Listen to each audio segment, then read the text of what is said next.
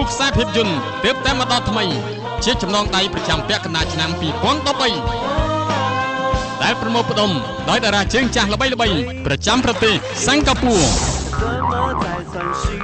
រីរឿងនេះឬគូខ្ញុំ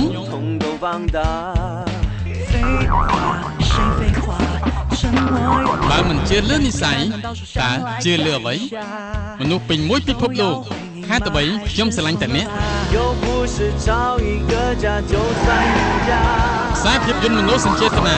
ស្នេហាបែបកំ ប្លែងស្ដែងចេញពីតថភាពក្នុងសង្គម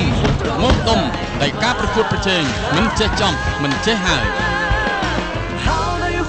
ទទួលសិទ្ធិផ្ដាច់មុខដោយក្រុមហ៊ុន PPCTV